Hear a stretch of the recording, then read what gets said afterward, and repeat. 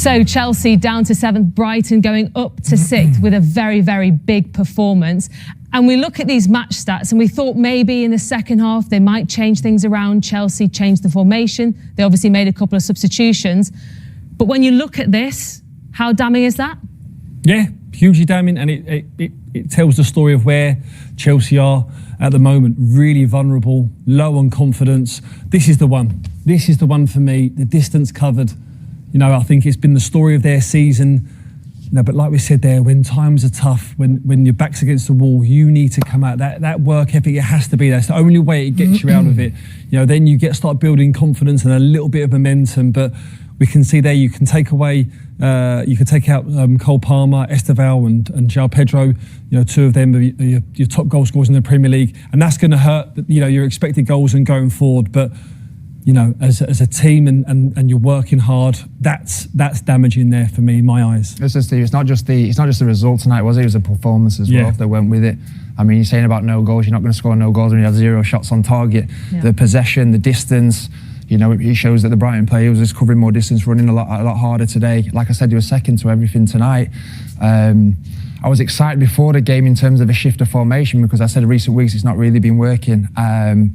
I thought it was even worse. I thought that they couldn't play that system. The back three, the back five just wasn't working. They started the second half, first 5-10, looked a bit more solid. Too easy to play against in terms of the goals they're conceding is far too easy. And Brighton were just so comfortable today. I bet they couldn't believe how easy and comfortable it was tonight.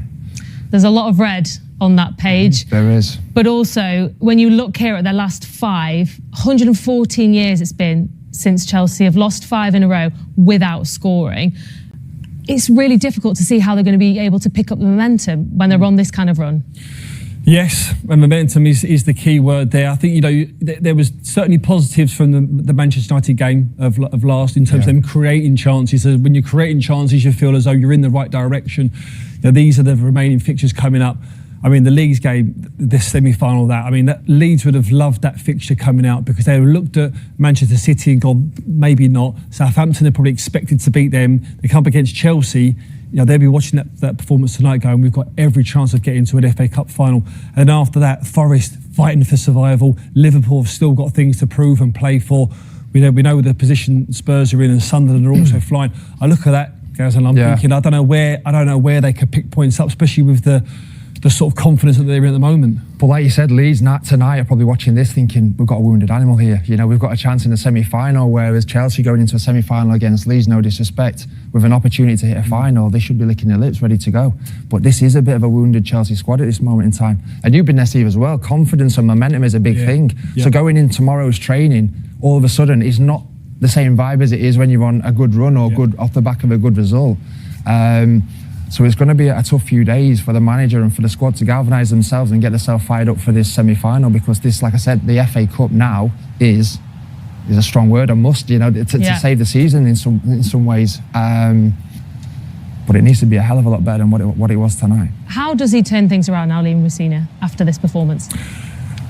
It's going to be very difficult. You know, he's picking up, you can see there the body language them after. For me, at the moment, when I look at this Chelsea team, I don't see enough playing for now. I see a Chelsea team, and this is not all of them, and we would have been in dressing rooms as well when we see players like this. They're listening to all the noise from outside, you know, protests against the board, relationships between the fans and the team, relationship between the fans and the board. They're waiting for a change to happen now, whether that's going to be with the manager or a change of ownership. It seems like players are waiting for a change. They're waiting for a change. They're waiting for next season. Well, make a change now. You know, I don't mean the manager. I mean as a player. Step up. You make the change. You know, be bold enough to go.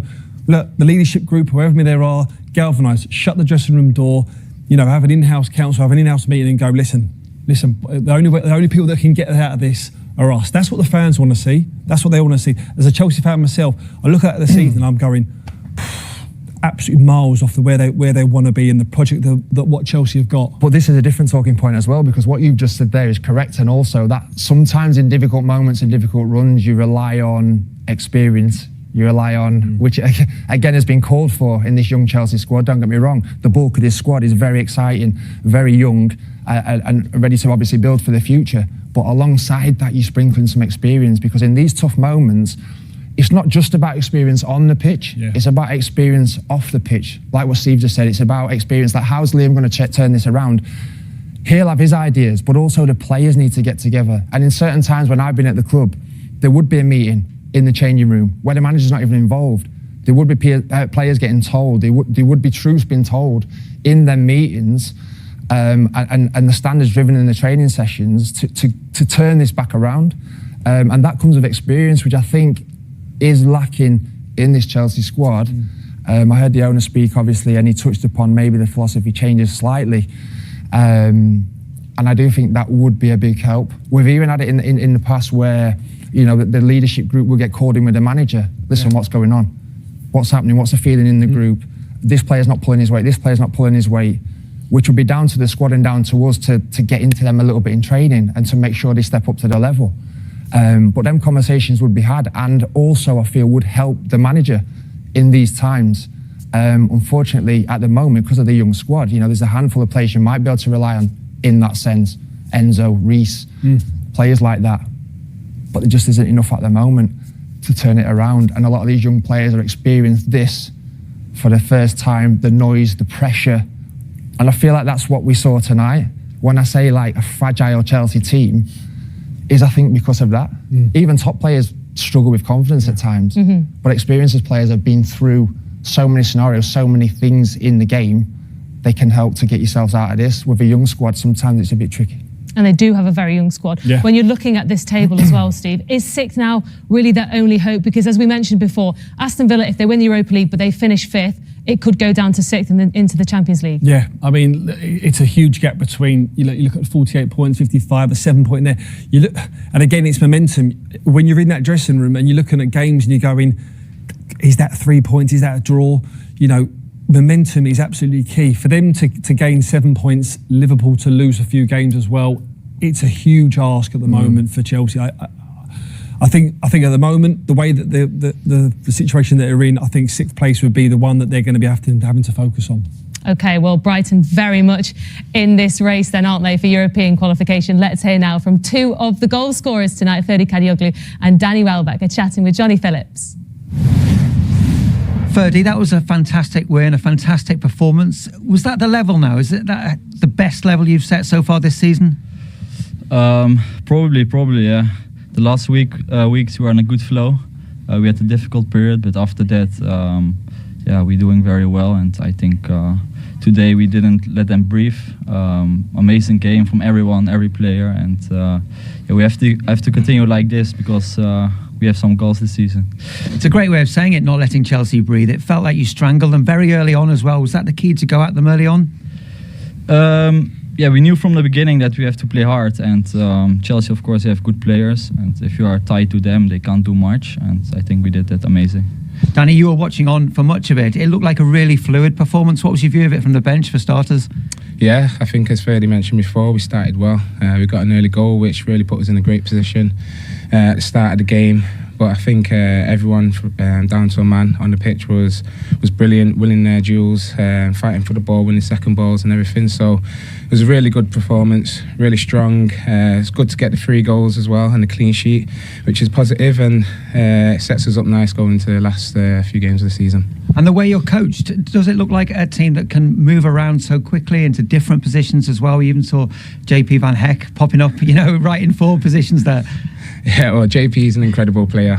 Not only is he just an incredible centre-back, but he's got the ability to, to step into midfield, to create things from the back, and as you've seen today, stepping into midfield and playing passes, decisive passes as well. So you've got to use your players, use the strengths of them, and I think the way the manager sets us up, we always have a lot of different patterns where players are rotating.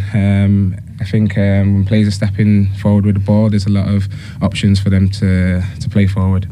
Ferdy, how enjoyable is it to play in a team like this when you have those options to go forward and you're asked to attack and you're asked to do these creative things?